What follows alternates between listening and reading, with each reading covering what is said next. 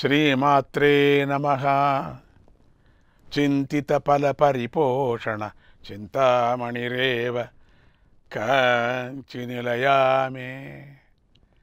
చిరతర సుచరిత సులభా చిత్తం శిశిరయతు చిచ్చుధాధారా.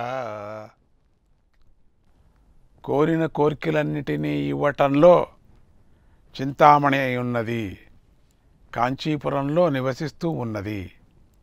ఎంతో కాలంగా చేస్తున్న సత్కర్మలకు సులభంగా లభించే తల్లి చైతన్యామృత ప్రవాహరూపిణి అయిన జగన్మాత నా యొక్క మనస్సును చల్లబరుచుగాక. ఆ శ్రీమాతకు అమ్మవారికి నమస్కారము. నిన్నటి రోజున మనం దేవీ భాగవత పురాణం వినటానికి, ఆ పురాణాన్ని వినటానికి, చదవటానికి గల నియమాలను తెలుసుకున్నాం కదా. ఈ రోజున మనం దేవీ భాగవతం ఎలా అవతరించిందో తెలుసుకుందాం. పూర్వం వ్యాసుడికి ఆయన పుత్రుడైన శుకుడికి ఇలా ఒక చర్చ జరిగింది. వ్యాసుడు ఇలా అన్నాడు, నాయనా శుక, నువ్వు సంసారంలోకి దిగు అన్నాడు. దానికి శుకుడు, నాన్నగారు నాకు సంసారంలోకి దిగటమన్నా మళ్ళీ జన్మమెత్తటమన్నా చాలా భయం. జన్మల్లోకెల్లా మానవ జన్మం దొరకటం మహా కష్టం. అందులోనూ కర్మభూమిలో ఉత్తమ జన్మం లభించటం మరీ కష్టం. బద్ధోహమితి మే బుద్ధి నాప సర్పతి చిత్తతః. బద్ధోహమితి మే బుద్ధి నాప సర్పతి చిత్తతః. నేను వేరు, బ్రహ్మము వేరు అనే భేదభావంతో నేను బద్ధుడిని అయిపోయాను. నన్ను ఈ భేదబుద్ధి విడవటం లేనేలేదు. నాకు ఈ సంసార వాసన ముసలితనంలో కూడా విడిచిపెట్టకుండా ఉంటుంది. అందువల్ల నాకు ఆ సంసార గొడవ చెప్పకండి అన్నాడు. ఆ మాటలు వ్యాసుడు విని శుకుడితో, పుత్ర, నేను అమ్మ కథను వ్రాశాను, అదే దేవీ భాగవతం. దానిని మునులందరూ మెచ్చుకున్నారు. అందులో సత్యమైన విషయాలున్నాయి. అది సమస్త పాపాలను పోగొడుతుంది, దుఃఖాన్ని పోగొడుతుంది, కోరికలను తీరుస్తుంది, శుభాలను ప్రసాదిస్తుంది. నీకు సంసార బాధలంతా తొలగిపోతాయి. సదసత్ జ్ఞాన విజ్ఞానం శృతమాత్రేణ జాయతే ఏన భాగవతేనేహ తత్పటత్వం మహామతే. ఓ బుద్ధివంతుడా, ఆ దేవీ భాగవతాన్ని ఒక్కసారి వినటంతోనే జ్ఞానము విజ్ఞానము కలుగుతాయి. ఏది నిత్యమైనది, ఏది అనిత్యమైనది అనేది తెలుస్తుంది. కనుక నువ్వు దానిని శ్రద్ధాభక్తులతో పఠించు. నీకు జ్ఞానం లభిస్తుంది, ముక్తి కూడా లభిస్తుంది అని ఇలా చెప్పాడు. పూర్వం ప్రళయ సముద్రం మధ్యలో ఒక్క మర్రి ఆకు మీద ఒక బాలుడు కుడికాలి బొటన వ్రేలిని నోట్లో పెట్టుకొని పడుకున్నాడు. ఆ బాలుడే శ్రీహరి. అతడు కళ్ళు తెరిచి, అరే, నేనెవరిని, నేనెందుకు బాలుడిగా ఉన్నాను, నా గురించి నాకేలా తెలుస్తుంది, నన్నెవరు ఇలా చేశారు అని బాగా ఆలోచిస్తున్నాడు. అప్పుడు పరాశక్తికి అతడి మీద దయ కలిగింది. శ్లోకార్థేన తయా ప్రోక్తం భగవత్యాఖిలార్తదం సర్వం కల్విదమేవాగం నాణ్యదస్తి సనాతనం. ఈ ఒక శ్లోకంలో సగభాగంతోనే ఇలా సమాధానం చెప్పింది.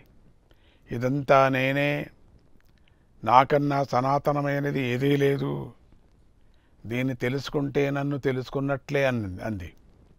అప్పుడు విష్ణువు వెంటనే, ఇప్పుడు నాతో ఎవరు మాట్లాడారు, ఈ గొంతు స్త్రీదా, పురుషుడిదా, నపుంసకుడిదా, ఎవరిది అని అర్ధశ్లోకం లో నిండినటువంటి భాగవత భావాన్నే మనస్సులో స్మరించాడు.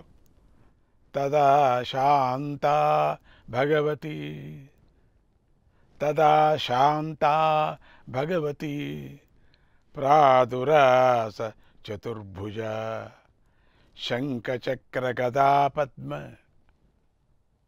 వరాయుధరా శివ. అప్పుడు ఆ భగవతీదేవి శాంత స్వరూపంతో విష్ణువు ఎదుట ప్రత్యక్షమైంది. ఆమె 4 చేతులతో శంఖము, చక్రము, గద, పద్మము, వరాయుధాలను ధరించింది. ఆమె ముఖం చంద్రబింబంలాగా ఉంది. ఆమె కళ్ళు విశాలంగా ఉన్నాయి. ఆమె చిరునవ్వు నవ్వుతూ ఉంది. ఆమె ధరించిన బంగారు పట్టుచీర మెరిసిపోతుంది. ఆమె సత్వరూపంతో ఉంది. అంతేకాకుండా ఆ తల్లి చుట్టూ బుద్ధి, మతి, కీర్తి, స్మృతి, రతి, భూతి, ధృతి, శ్రద్ధ, మేధ, స్వాగ, నిద్ర, క్షుధ, గతి, దృష్టి, పుష్టి, క్షమ, లజ్జ, జృంభ, తంద్ర అనేటువంటి శక్తులున్నాయి. అమ్మవారు మహాలక్ష్మి స్వరూపంగా ఉంది. హరి ఆ శక్తిని చూసి ఆశ్చర్యపోయాడు. అంతలోనే ఇలా మళ్ళీ విచారించాడు. ఈ ఆకు ఏమిటి? ఈ ఆకు మీద నేను పడుకోవటం ఏమిటి? నాకు ఈ శక్తి కనిపించటం ఏమిటి? ఇది వింతగా ఉంది, మాయలాగా ఉంది. ఇది కల లేదా ఈమె నా కన్నతల్ల అని అనుకుంటూ చుట్టూ చూస్తూ ఉండగా ఆ శక్తి హరి వద్దకు వచ్చి చిరునవ్వు నవ్వుతూ ఇలా అంది. ఓ శ్రీహరి, మాయాదేవి ప్రభావం వల్ల నిన్ను నువ్వు మర్చిపోయావు. ప్రళయ సమయంలో ఆ మహాశక్తి నిర్గుణ రూపిణిగా ఉంటుంది, తేజోమయంగా ఉంటుంది. ఆమెకు నేను సగుణాకారం కలవాళ్ళం అందరూ కూడా.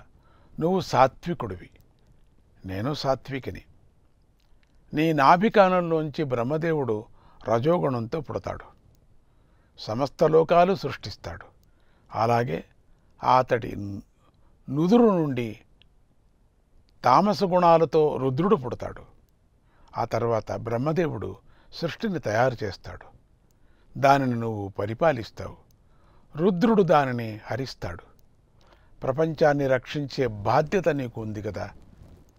అప్పుడు నీకు సహాయం అవసరం, నా అండ నీకు అవసరం. నేను సత్వశక్తిగా ఉండి నీకు సహాయం చేస్తాను. అందుచేత నన్ను నువ్వు స్వీకరించు. నేను నీ వక్షస్థలం మీద ఎప్పుడూ ఉంటాను అంది. అప్పుడు శ్రీహరిదేవి, నువ్వు కనిపించే ముందుగా నాకొక శ్లోకం వినిపించింది. అదెందుకు వినిపించింది? దాన్నెవరు నాకు చెప్పారు? నాకు ఆ విషయం చెప్పు అని అడిగాడు. అందుకు మహాలక్ష్మీదేవి నవ్వి, ఓ శ్రీహరి, ఆ మాట చెప్పింది ఆది పరాశక్తి. నీ కంటికి సాకారంగా కనిపిస్తున్న నన్ను తెలుసుకుంటావు, కానీ నిరాకారంగా ఉన్న పరాశక్తిని నువ్వే కాదు ఇంకెవరూ కూడా తెలుసుకోలేరు, ఆమెను పొందలేరు. అందుకే ఆ తల్లి నీకన్నా ఒక పరదేవత ఉంది, అది నేనే అని తెలుసుకోవటానికే అర్ధశ్లోకాన్ని వినిపించింది. ఇదంతా నేనే, నాకన్నా సనాతనమైనది ఏదీ లేదు. దీనిని తెలుసుకుంటే నన్ను తెలుసుకున్నట్లే అనే దేవీ భాగవత మంత్రాన్ని ఉపదేశించింది. ఇదే సత్యం, దీన్ని నువ్వు విశ్వసించు. నీ మీద ప్రేమతో ఆ పరాశక్తి ఈ మహావాక్యాన్ని నీకు ఉపదేశించింది, నీ మేలు కోరి పలికింది. ఆ పరంజ్యోతికి నీ మీద పరిపూర్ణ దయ ఉంది. ఆ మహావాక్యము వేదసారము. దేవీ భాగవతమంతా ఆ మహావాక్యంలోనే ఉంది. ఆ మహావాక్యమే తెలుసుకోవలసింది ఉంది. ఆ మహావాక్యమే శుభమైనది, పుణ్యకరమైనది. దానికన్నా తెలుసుకోవలసింది ఈ 3 లోకాల్లోనూ లేదు. నువ్వు ఆ పరాశక్తికి ఇష్టమైన వాడివి. ఆమె దేవీ భాగవతాన్ని నీకు ఇచ్చింది కనుక రక్షణీయం సదా చిత్తే న విస్మార్యం కదాచన. రక్షణీయం సదా చిత్తే న విస్మార్యం కదాచన. ఆ మహావాక్యాన్ని ఎప్పుడూ నీ మనస్సులో ఉంచుకో. దాన్ని ఎప్పుడూ మరిచిపోకు. మననం చేస్తూనే ఉండు, ధ్యానిస్తూ ఉండు, పఠిస్తూ ఉండు. దానివల్లనే నీ కోరికలన్నీ సిద్ధిస్తాయి అని పరాశక్తి నీకు ఉపదేశించింది అన్నది లక్ష్మీదేవి. తర్వాత శ్రీహరి మనస్సులో ఇదంతా నేనే, నాకన్నా సనాతనమైనది ఏదీ లేదు, దీన్ని తెలుసుకుంటే నన్ను తెలుసుకున్నట్లే అనే మహావాక్యాన్ని భావన చేస్తూ శక్తిని పొంది మధుకైటవులను సమధించాడు. తర్వాత ఆయన ఈ మంత్రాన్ని బ్రహ్మదేవుడికి ఉపదేశించాడు. బ్రహ్మదేవుడు నారద మహర్షికి ఉపదేశించాడు. ఆయన నాకు ఈ మంత్రాన్ని ఉపదేశించాడు. దానినే నేను దేవీ భాగవత పురాణంగా రచించాను. అందుచేత ఈ దేవీ భాగవత పురాణం జ్ఞానాన్ని ప్రసాదిస్తుంది, మోక్షాన్ని ప్రసాదిస్తుంది, శాంతినిస్తుంది, పుణ్యాన్ని ఇస్తుంది, శుభాలనిస్తుంది, ఆయుస్సునిస్తుంది, సందేహాలను తొలగిస్తుంది, ముక్తిని కూడా ప్రసాదిస్తుంది. అందుచేత అమ్మవారు పలికిన మహావాక్యమైన ఈ దేవీ భాగవతాన్ని నువ్వు చదువు, మోక్షము నీ చేతుల్లో ఉంటుంది అని వ్యాసభగవానుడు శుకుడికి ఈ దేవీ భాగవతాన్ని ఉపదేశించాడు. ఈ విధంగా దేవీ భాగవతం అవతరించింది. కనుక శ్రీ మహావిష్ణువులాగానే మీరు కూడా దీనిని మనస్సులో ధరించి భావన చేయండి. ఇదంతా నేనే, నాకన్నా సనాతనమైనది ఏదీ లేదు, దీన్ని తెలుసుకుంటే నన్ను తెలుసుకున్నట్లే అనే మహావాక్యం మీదే మనస్సు పెడితే, ఆ వాక్యం మీదే మనసు పెట్టాలా, మనము చెప్పుకున్న ఫలాలన్నీ మీకు లభిస్తాయి. పరాశక్తి అనుగ్రహం మీపై ప్రసరించుగాక అని ఆశీర్వదిస్తూ శ్రీమాత్రే నమః. सदा स्पंदे जो चिदाकाशे जो चिरं दिव्यसि जो सदानन्दे जो सदा स्पंदे जो चिदाकाशे जो चिरं दिव्यसि जो चिरं दिव्यसि जो चिरं दिव्यसि जो.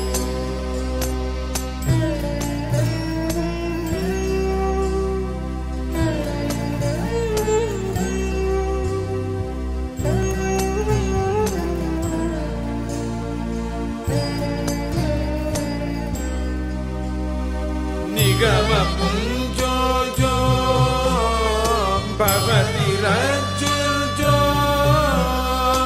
अजंडाली जो सदा पर्यंतोस्ति जो निगम पुंजो जो भगवती रज्जुर्जो अजंडाली जो सदा पर्यंतोस्ति जो भवति सृष्टिश्च प्रलयरीतिश्च भवति सृष्टिश्च प्रलयरीतिश्च शिवे यातं जो तथा यातं च